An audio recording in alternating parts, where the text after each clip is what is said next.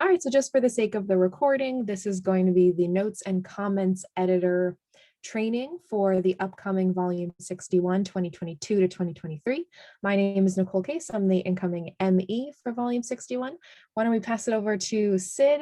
He's the current MENC, just in case anybody ever watches this in the future. Oh, we'll make a quick correction. I'm the outgoing MENC.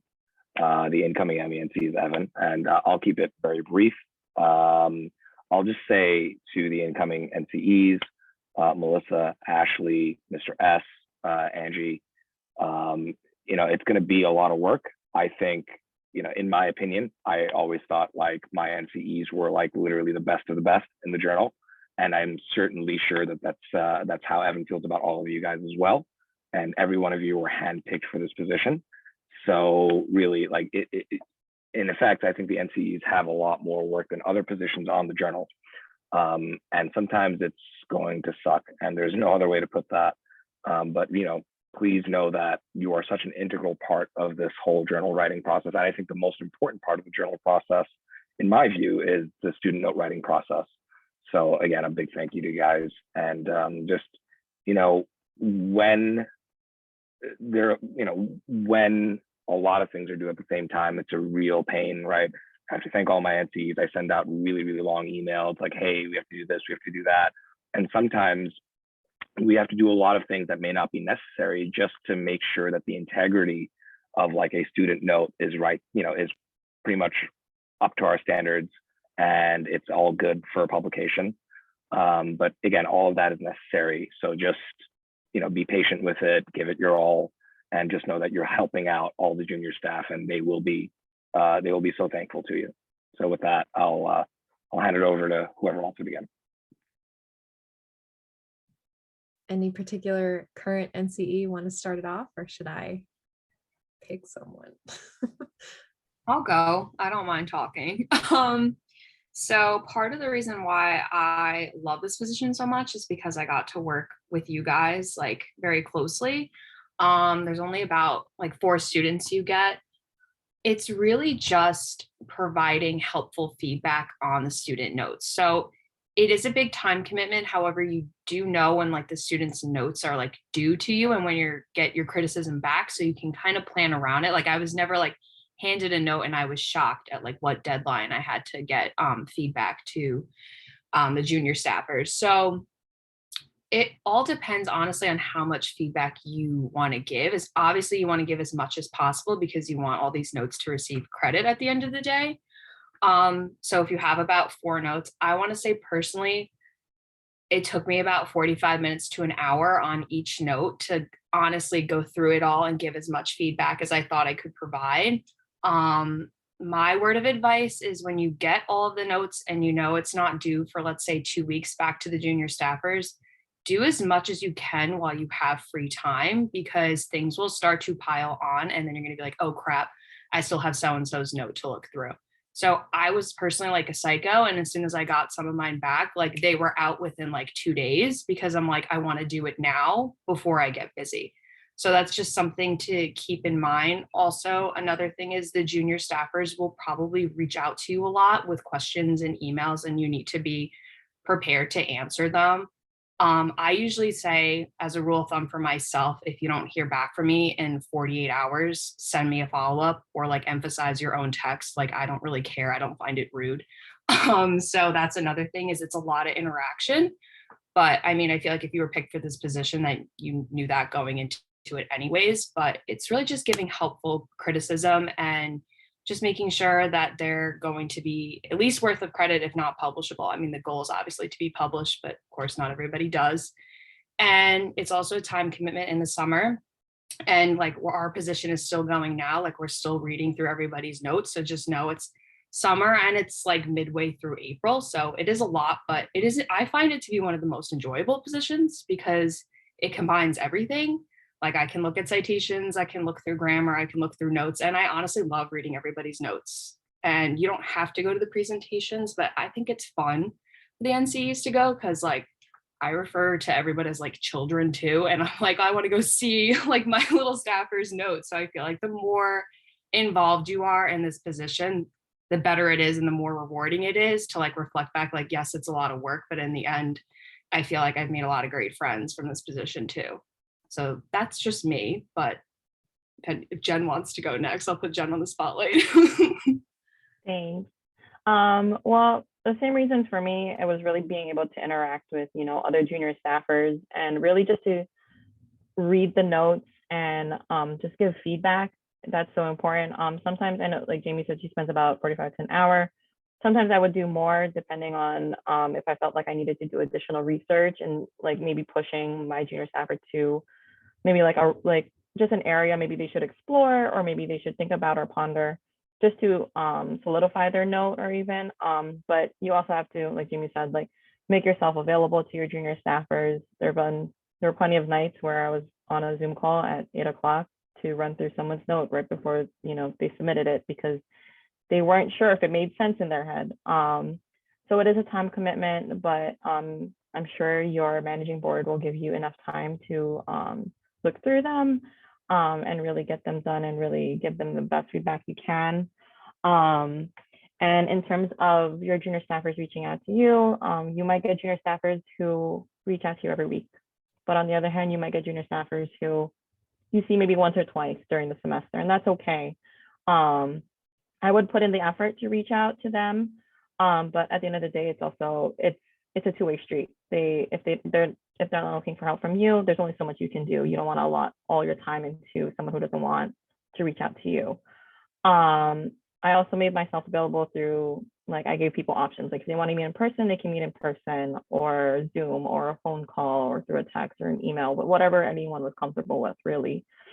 And I think that was it. If something comes up, I'm sure I'll just jump in. But if someone else wants to add, I think Jamie covered a lot of good points so far.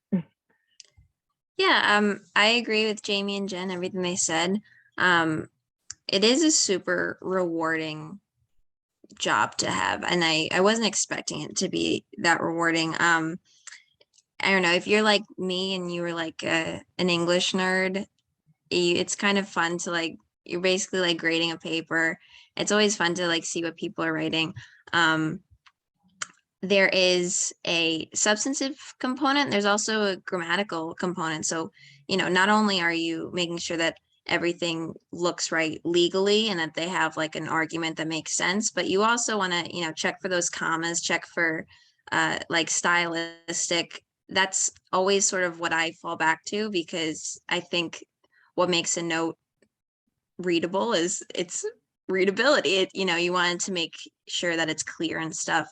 And just going off of one point that Jen made is that, yeah, you're going to have some staffers that like don't reach out to you at all. I find it extremely rewarding when they do. I will say my advice is, if you have like some staffers that, don't seem to want your help all that much, I always think it's nice to be the one to start that, to make, that communication. Just reach out with an email or a text or something. Be like, hey, hope everything's going well. Let me know if you need my help. And, 9 times out of 10, they'll probably be like, yeah, I actually do. I was just scared to say one way or the other. But it's a fun job. There are parts that it's time consuming. You also have that summer job of, you get to grade the writing competition, which is kind of fun. I have 2 of my junior staffers are now NCEs, which is super exciting, but I think that you guys will be great at it. It's going to be a lot of fun.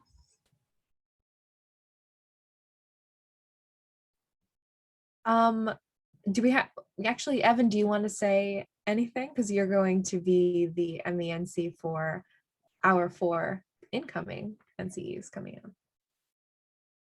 Sure. So I thought there were a lot of good points covered. I just wanted to emphasize that, I'm here. I'm also going to be an NCE, so I'm also going to be, doing the same work as you guys.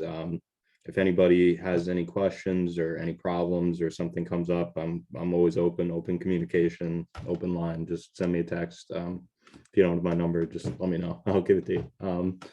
But yeah, other than that, I think everything was good. Any questions? I have a question, but I had just like a tip for some of the NCEs. Your junior staffers are going to know when they're going to get like their note and their feedback back from you. I recommend just like if you're ever going to be late or if you're going to do it, if you're going to give it back to them on the day that your deadline is set, I would send an email because sometimes I know junior staffers can get anxious. I always try to send out an email like, I'm going to get it to you by this date. So that's when you're getting it. Just to keep them, you know, a little level-headed, because I know it's just like a waiting game from then. I actually have a quick question, if you don't mind. Can you hear me properly? Okay, great. So I was just curious to know, when you're looking through the notes, is there some kind of rubric with things that, you know, we're supposed to make sure we're looking for, or is it just personal opinion, the way that you feel about it? Because I know specifically the NCE that I was working with, she would tell me, you know, you're missing a counter to your counter argument here, go back and fix that, or just things that I never thought about. And maybe I happened to write my note that way, but until she brought my attention to it, I thought, oh, I didn't know she was specifically looking for that. So I guess I was just curious to know, do we get a checklist with things to look for, or is it just we tell them to write the note based on the way that we see it or feel about it? I mean, do you want to answer, Sid? Because I was going to say something. Yeah. No, you can go ahead, Jenny. I'll chime in off you. We don't have a rubric or anything. Obviously, we have to keep the format the same throughout. So like the commentary on like where your headings and your abstract and all of that is kind of concrete and like that, you know, because you're taught in class about that. It's kind of subjective in a way that it is like up to your NC on how much commentary they're going to give back to you. But there are certain things like a counter argument, for example, if you see your junior staffer missing a counter argument, or you think it'd be a great place for them to put one in, substantive feedback like that is extremely helpful for them, because if they're missing that kind of information, then it could hurt their chances of getting credit or becoming publishable. So it's certain things like that, like the roadmap specifically, they need to really follow that structure and make sure they have that information in. And especially if you see there's an area that's maybe lacking authority or it's not being explained properly, you need to give them feedback in those types of situations, especially because it's going to affect their overall note and their analysis and possibly their solution and their chances of being preempted. So it's not necessarily a rubric, but you'll notice, and especially when you're writing your own note, there are just certain things you have to have within your note that you were taught when you were learning how to write your note itself, if that makes sense. Yes, thank you, Jamie. I was going to say, like, very early on, there's just going to be gaps in some areas. And what I like to tell my junior staffers is, like, connect me the dots. Like, I'm 14 years old and know nothing about this topic. And like Jamie said, there's not really a rubric. But when you're at, like, I like to go through like a very soft read of it, not doing any additional research, just to see if it even makes sense to me as I read it. And then I tend to go back and then note where, you know, something you feel like is missing, or they could add something, whether that be in a footnote or even just like adding a whole new paragraph or other like section if need be. So it is subjective in that way, but the objective part is going to be, you know, grammar, structure, and, you know, like Sid always emphasizes in class, I'm sure, is like following your roadmap. Yeah, I mean, in addition to all of that, right, all of you were chosen because everyone felt that you guys were particularly strong in your writing.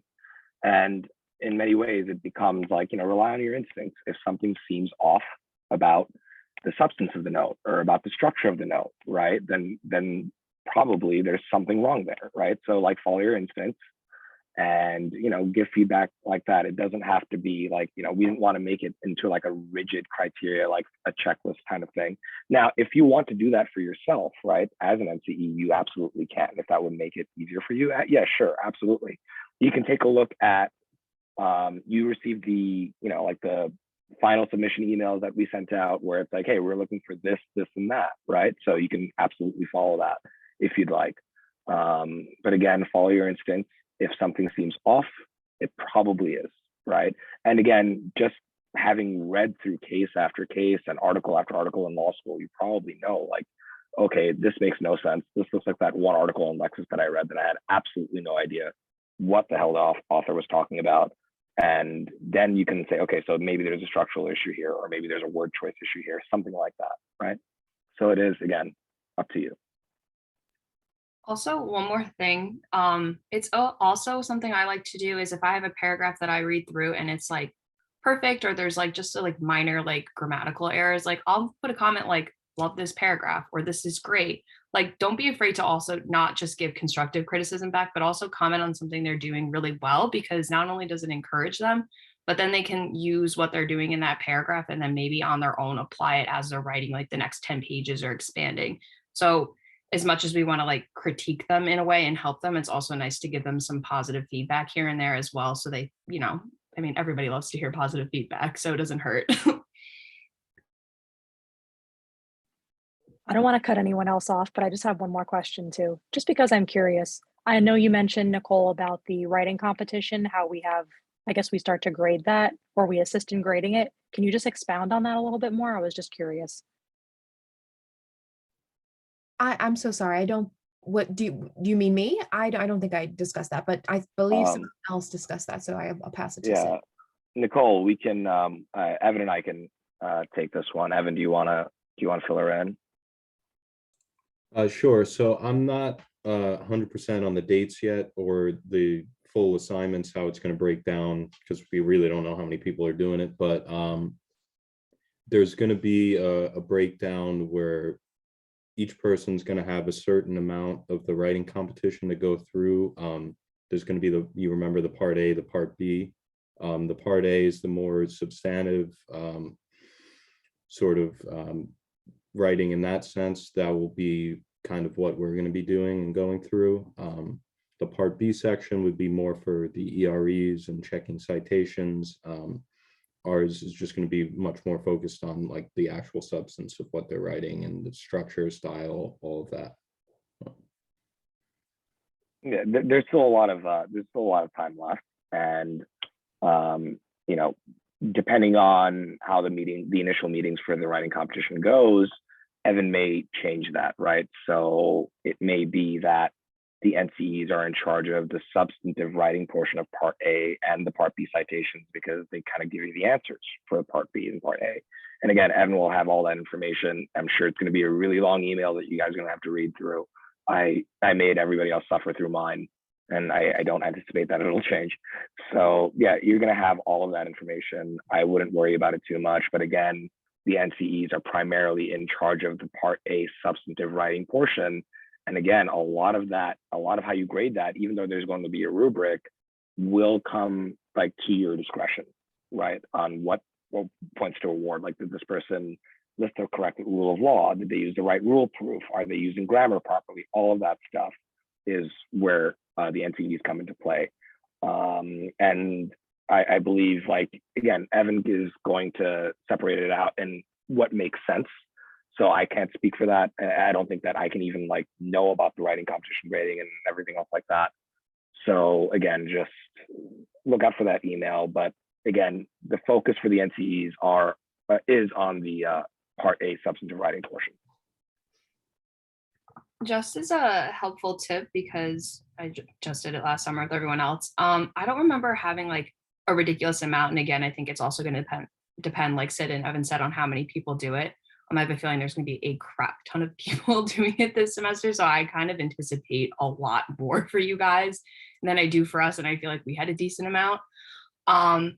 For me personally, I broke it up and did a certain amount every day, depending on my schedule, because we know you guys work, or at least are going to start working that week, like whatever it may be your situation, just plan it out. I highly recommend not saving it for last minute. It's really not something you can do like the night before or even like the day before, unless you like are a complete crackhead and like do it for like a straight whole day. But it's a lot, because you're reading like the memo section. You can manage it, but I would plan out and see what your schedule's going to be like over the summer as far as working, and kind of dividing it up for yourself, because it can be a lot if you save it for last minute, but it is kind of fun. And after you read a few, you kind of get a sense of what the answer should be. And like Sid said and Evan said, you have a memo or like a guideline that the competition gives you, but after a while you kind of start to get in the groove of things and just you're able to do it, but definitely don't put it off to the last minute because it can become a lot. I'll say one more thing, and I'm assuming that the structure of the writing competition is going to be pretty much the same. I would try, and again, I'm a hypocrite because I don't follow, or at least it was hard for me to follow this, but try to keep every submission under an hour, right? 45 minutes, right? That's why I'd say that's like the perfect amount of time to devote to every submission. Otherwise, you're going to go pretty crazy with it if you're like going over every single detail of every submission, right? So again, use your judgment, try to keep it under 45. Otherwise, you're just not going to finish. So.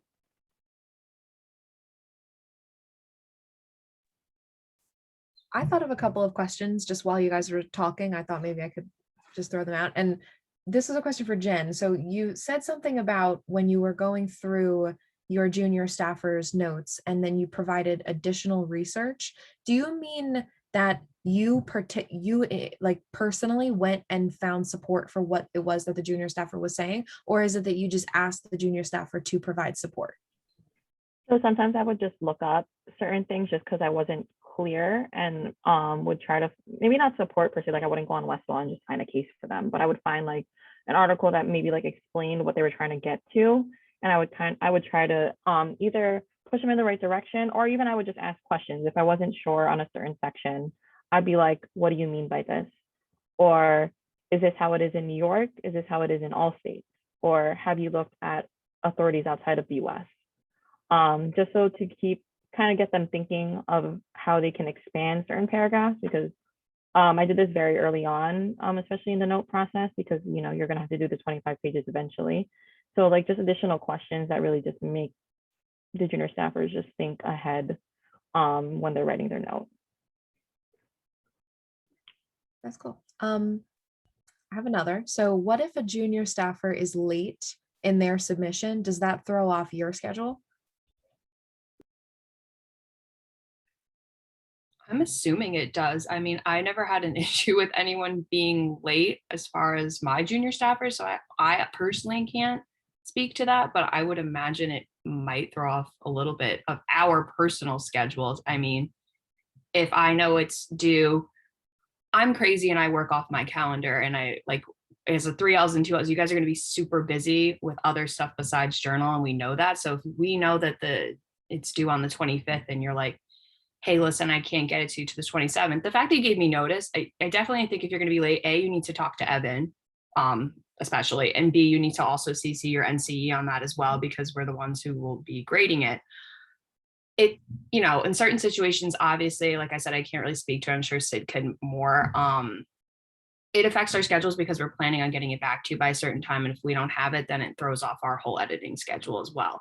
And we have other things going on. But at the same time, I feel like we make it pretty clear when things are due, and we give a lot of people a heads up, I'd like to say. So I really don't think it's been a huge issue, but it does happen and it does throw off our schedule. How specifically, I don't know. Maybe Sid can speak to that more.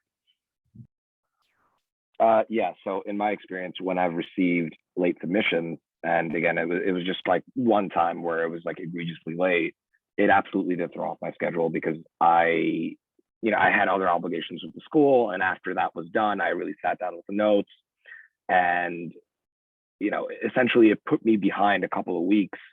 And it was problematic because, like Jamie said, it's like we do have a strict schedule.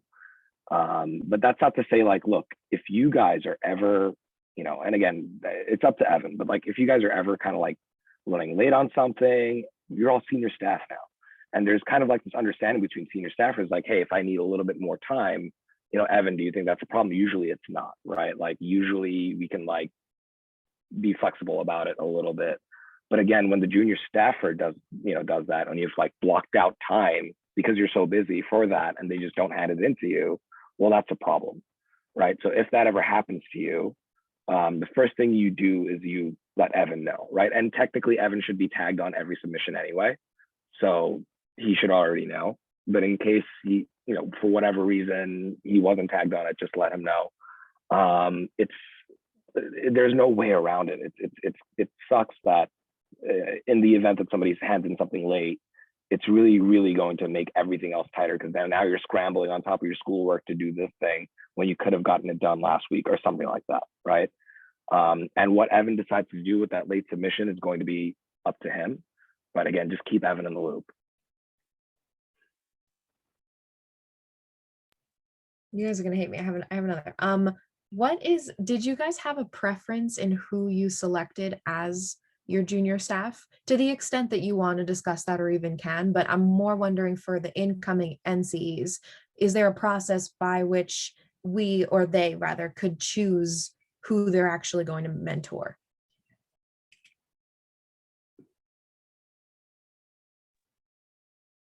I know for us, we were able to, like Sid gave us like a rundown of the topics that were going to be discussed. And then we gave our preferences to him. I mean, you might not get all your preferences, but I think Sid really went above and beyond to try and fit which topics you're interested in, because at the end of the day, you don't want to sit there reading a note that you don't want to, you know, actually read on a topic that you don't care, or not care about, but are not fully interested in. So you do have a preference, and that's, I don't know what Evan, if that's going to be the same thing, but that's how we did it in the beginning. Yeah, just to echo Jen, I thought Sid's approach, and like Evan, I would highly encourage you take it.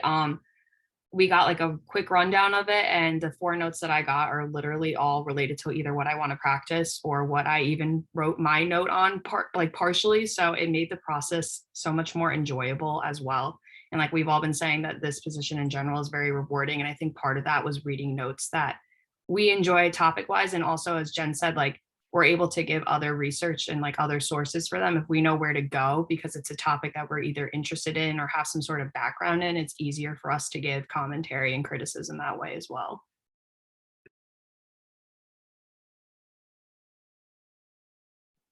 I promise one last question, but before I get to that, is there any other comments on that? On the preferences? Okay, one last question. What are your thoughts on giving a grade for the submission? Not necessarily that would appear on someone's transcript, but just to give the junior staff for a ballpark, like from 0 to 100, how well they did based on your objective opinion. I know we didn't do that, but do you think that would be beneficial? Like on the final submission, or like the first 10 pages or the outline?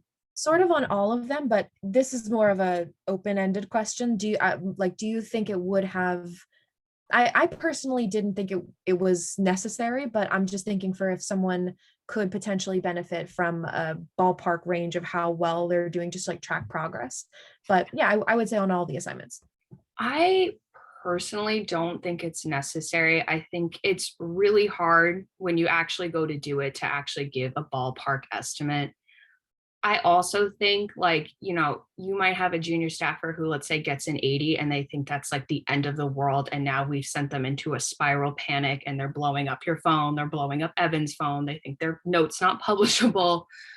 I think it's not necessary. And I think one of the things I personally loved about this journal in general is that there wasn't the stress on top of everything else of getting like a grade or like a submission grade or like having to write things out like super formally to everyone. No shade to any of the other journals, but like I just like part of why I love this journal so much and why I did it is because we don't have stuff like that. And I just think I don't think it's going to help at the end of the day. If you see someone who's clearly struggling, then I think first, obviously, Evan needs to be CC'd on all communications, but I think you need to open a line of communication with that junior staffer and be like, you know, I'm starting to kind of notice you're struggling a little bit. We're not really in the range we want you to be in at this point in the process, but I don't think it's necessary to give them like a number or like a letter grade. But that's just me. I think it might just cause them to like panic and just maybe not do as well versus like just giving them a little bit of like extra encouragement or sitting down and having a conversation with them. That's a good point. Anybody? Yeah, any other? Jen? I agree with Jamie. I think with the feedback that we're giving, I think it's enough. I obviously don't want any of your junior staffers blowing up your stuff because they got an 80 on anything. But I think with the constructive feedback that they're getting, I think that's already super beneficial. And again, it kind of, not that this shouldn't be stressful for them, like the writing process, but I don't think they need like that extra stress of feeling they need to get a grade on their note topics, because it should be an enjoyable process, because at the end of the day, this is something they're trying to publish. And yeah, I don't think the grade is necessary, in my opinion, but I know like other journals do it, but I don't know. I agree as well. I think there's two issues for me. In terms of like there's 4 NCEs. If everyone has a different like way of grading, especially since we don't have a rubric, I think that might I don't know, ruffle some feathers. Additionally, the way people write is different for, it's unique for everyone. So if you're the type of person that really has to get everything, the way that the schedule works out, where you have the outline and the 10 pages, there's a good chance that someone's work doesn't look like an A+ until the very end. So to have that kind of be like benchmarks, I'm not sure if I'm like a super fan of that. Yeah, thank you for your feedback. Yeah, that was just something that I noticed other journals did, and I was just curious how you guys were feeling. But I also personally agree with you. So if there's anybody else that disagrees, we can discuss, I guess, in the future. But yeah, I agree with everything you said. Oh, Stephen, you've raised your hand. Go ahead. I didn't want to just start talking, but yeah, thank you. So I was just wondering, for if you don't give out grades, how are you actually differentiating? Because sometimes just going through it a few times, and the different topics, obviously, as well, it's a little tough to say this one's, not too good, one's better than the other. So for those of you who didn't use numbers, how did you really figure that out, for notes?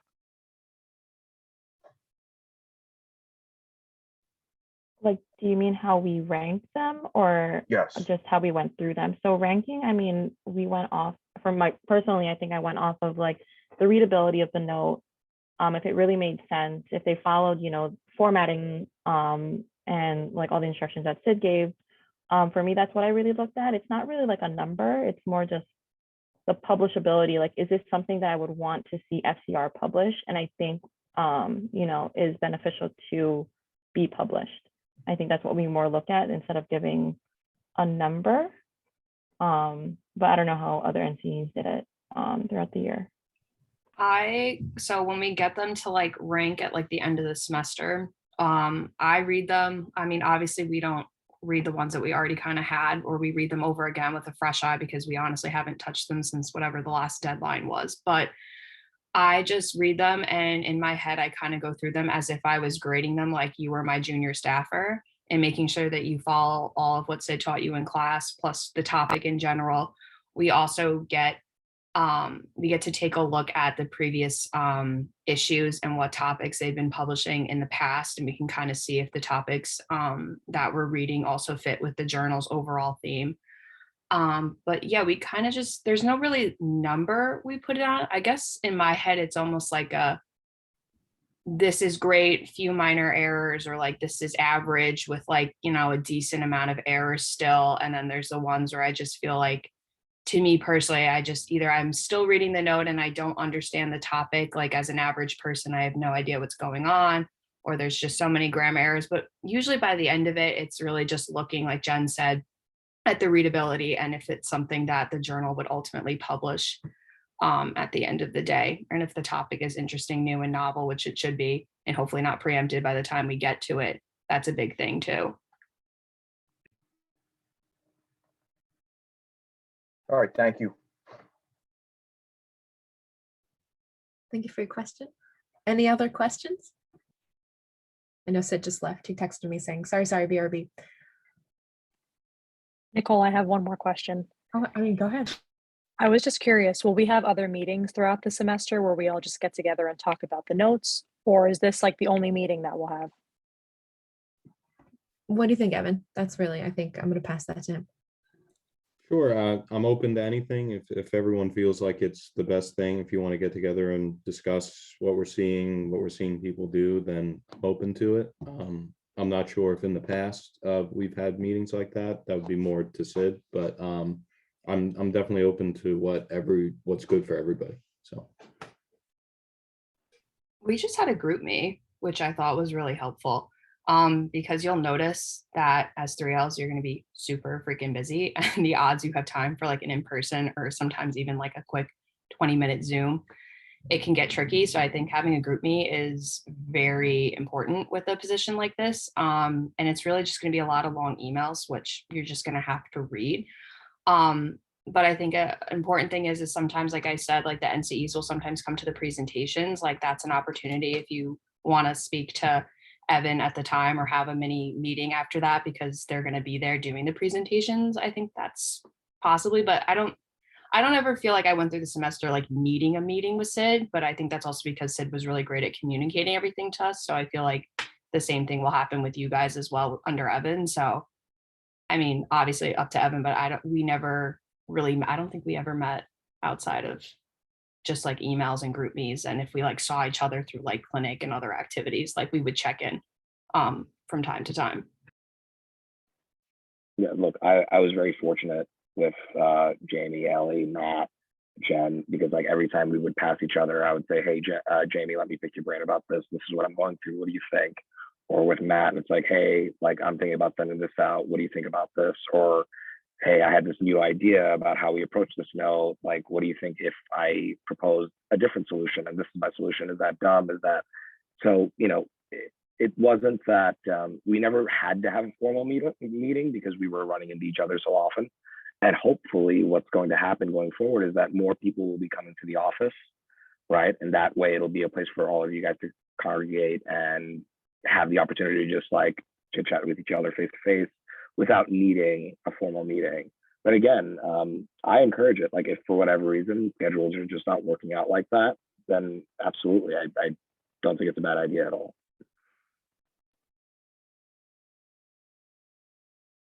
I just made a group me, so you guys all got a notification. Any other questions? I have a question. I know like when we were going through and writing our notes, Sid, you always told us that we're the experts in our topics. So when the NCEs are reading through people's papers, are we just assuming that everything that they have and everything that they've cited is correct? Because what it makes sense like logically, but it's just completely factually wrong. Like how do you check that? I'll just say a little bit and I'll turn it over to the rest. So yeah, no, the junior staffers, like, I mean, everybody is like an expert on their own note, right? Like the substance of it is, of course, they have done the research, they have done all of this. But if, again, like if you come across something that just seems so out of place, it seems ridiculous, go into that source, right? Pull it up, actually do a quick read of it, see if it's actually supporting what they're saying, right? Like, again, trust in your instincts. You don't need to be an expert, right, at what the student is writing about to give feedback like that, right?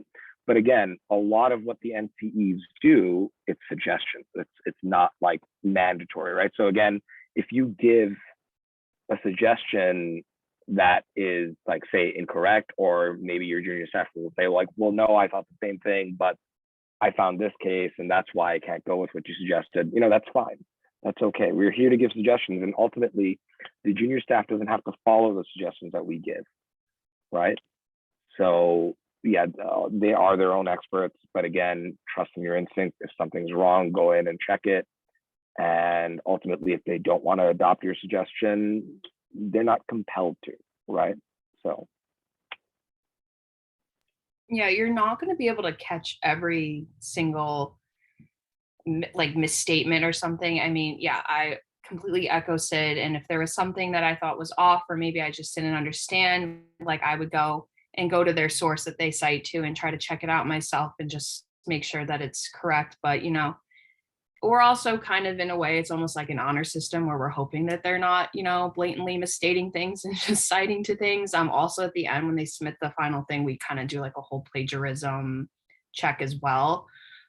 So even if they made it that far with commentary and, you know, we go to check it and we see something that's still clearly, we might run it through that and see what happens. But yeah, that's another thing too, is you might suggest something to them and you might find out that you completely like misstated a suggestion. Like that even happened to me when I think one of my topics had to do with like bankruptcy. I don't know anything about bankruptcy or finance for the life of me, other than how it relates to divorce, but I don't understand the US bankruptcy code. So there were many times where I had to ask one of my junior staffers like a question or two about it, or I would suggest something and be like, that's not how the US bankruptcy code works. And I'm like, okay, good to know. So they're not, you have to also understand it might be you as well. But you're not going to catch everything. But like Sid said, if there's, you can usually tell, especially by the time you get past the outline, and even the first draft, when there's going to be like a red flag going off, and you need to check it. And kind of just working off what Jamie said, like if they end up saying like that's not how it works, or like I've already done research on it, maybe it's something they should include in their note, because if it's a question that's coming up for you, it might be a question that comes up for another reader. So I always try to tell them, if you can include that in your paragraph, put it, because it might be something else someone's gonna ask, or even just throw it in a footnote just for clarification.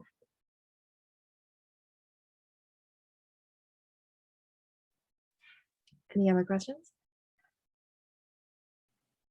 Nicole, I have one more. I'm sorry I'm asking so many.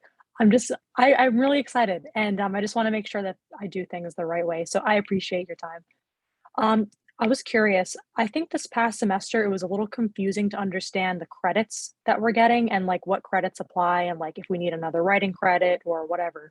But I know we're making our schedule soon, and I was just curious to know, do we get credit for this in the fall? And if so, what does it count towards? For journal, you get your writing 1 credit, right? You get the 2, and it fulfills writing 1. Now, from what I understand, Hofstra did away with writing 1, writing 2. It doesn't really matter. You can take 2 writing 1s and fulfill your writing credit. Am I right about that? I think that's how it is right now. Yeah. Is it? So, I had no idea. I don't know if they're going back. I think that was just like a COVID thing. I don't know if they're going back. That might just be clarification you might want to get with Dean. Yeah. With the Dean. That's how it was for us, but yeah, get clarification on that. But the journal fulfills your writing 1 credit. And as an NCE, you get 2 credits in the spring. Oh my God. I mean, in my opinion, I think the NCE should get 3 credits, absolutely. Don't we get it in both semesters, fall and spring, right? Yeah. Yeah. Okay. So you get, yep. Okay, ignore me, sorry. Clearly don't even know what credits I get. So Ashley, just to be clear, right now you have fulfilled your writing 1 credit, right? Going into it as a senior staffer, you do not get any additional writing credit. You just get the 2, right? So 2 for the first semester, 2 for the second semester. That clarified. Thank you. Any other questions? Well, this was incredibly helpful, and I personally learned a lot about what it means to be an NCE. So thank you very much. And I think I can speak for the other current, the incoming NCEs as well. Are there any other comments from Jamie, Elizabeth, or Jen, or Sid? I'll shut up after this, I promise. Going into it, like I just want to say, be kind to the junior staffers, right? Like just remember back when you guys were all confused and this was like a really daunting task. They're in that position when you're going to be assigned to them, right? So just be very kind to them. And again, like if there's something that's off, give them the benefit of the doubt, right? They're trying to figure it out. And again, if it gets too egregious, draw a line, of course, but they're looking to you for guidance. They're looking to you for help. Always kind of like make yourself available if possible, within reason. Again, that's the best part of this job. So keep that in mind. What a beautiful sentiment to end on, unless there are any other questions or comments. All right, well, thank you so much. I did just create a new NCE group me, but unfortunately the outgoing NCEs are not, I don't think you want to be in it. So I left you out unless you really are dying, I'll add you. But yeah, I think that we should just keep an open line of communication. I'm in it as well. So I think it's more directed to Evan if there's any issues with any junior staffers with respect to their notes. I think that falls within his purview, but I'm here as well. And if you have any questions or concerns, please feel free to loop me in. That's why we're here. So, but otherwise, thank you so much for your time on a Thursday evening. And I think I'll see some of you tomorrow on the field. I'm making the shirts as we speak. I took a break. But otherwise, have a great rest of your night. Thank you so much for coming. I'll post this recording on the Twin page. Bye.